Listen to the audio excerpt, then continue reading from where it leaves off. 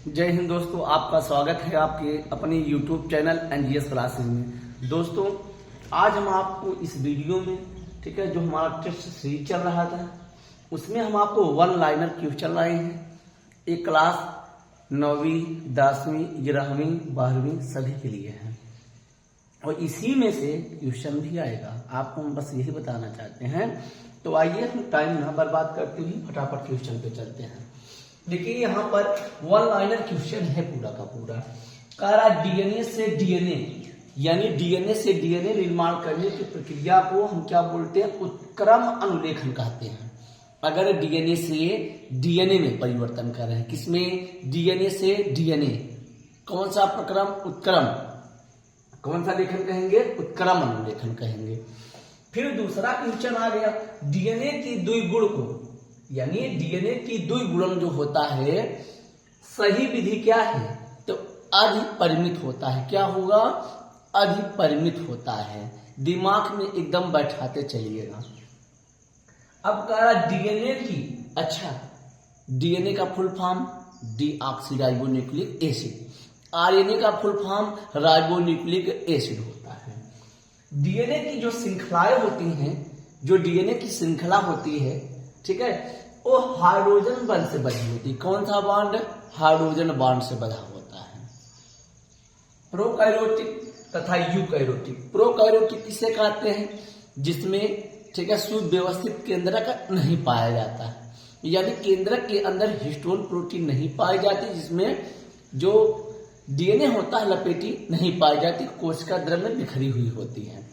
अब बात किया जाए यूकैरियोटिक, यू मतलब तुम सब, ठीक है, यू यानी हम सब में क्या पाया जाता है, यूकैरियोटिक यानी सुव्यवस्थित केंद्रक पाया जाता है, ठीक है, यानी जो केंद्रक होता है उनमें हिस्टोन प्रोटीन पाया जाता है और डीएनए लपेटी पाई जाती है। और डीएनए की लंबाई कितनी होती है, 2.2 मीटर होती है।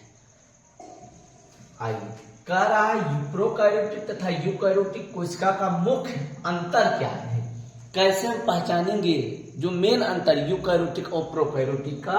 एक केंद्रक कला की अनुपस्थिति होती है, केंद्रक कला की अनुपस्थिति।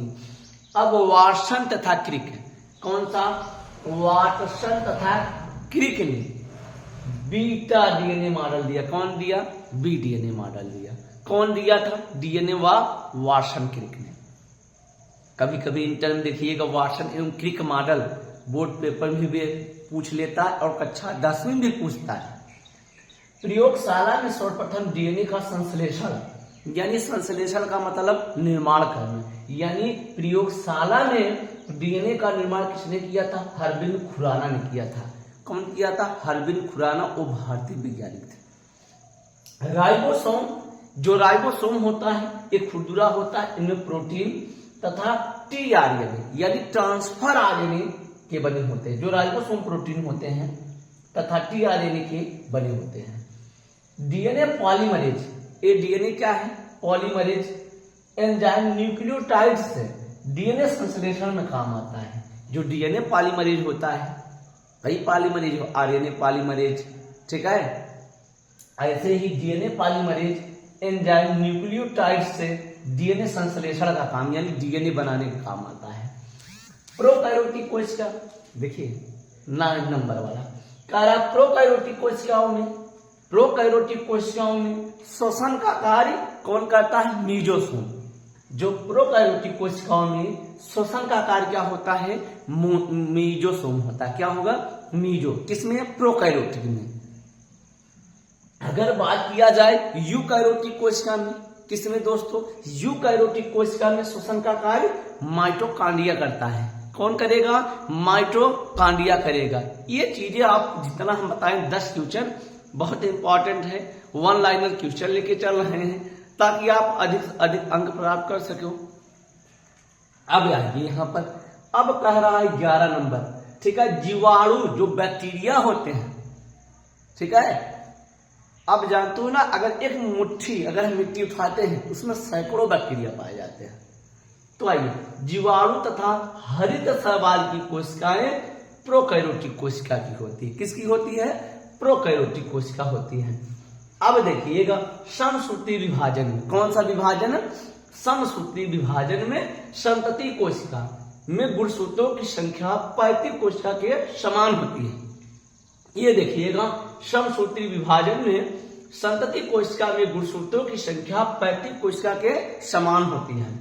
समसूत्री विभाजन वृद्धि, मरम्मत आदि के लिए आवश्यक होते हैं। अगर हम समसूत्री विभाजन करेंगे तो ये किसके काम आएगा? वृद्धि कराएगा, मरम्मत कराएगा जहां टूट फूट हो जाती है। अब अनियंत्रित समसूत्री विभाजन से कैंसर हो जाता है। जैसे समान होगा तो कोई दिक्कत नहीं, लेकिन एकाएक झटके में हुआ तो कैंसर का रूप ले लेता है। आरएनए में थायमीन के स्थान पर क्या पाया जाता है? यूरेसिल पाया जाता है। ठीक है, एक प्रकार का क्षार होता है। क्या होगा? क्षार। जैसे नाइट्रोजन क्षार के 3 भाग होते हैं। ठीक है, कितने भाग? हाँ, 3। अब देखिएगा, इतना जो है बहुत मोस्ट इंपॉर्टेंट क्वेश्चन थे। ठीक है, आप फटाफट उतार लीजिए, स्क्रीनशॉट मार सकते हो।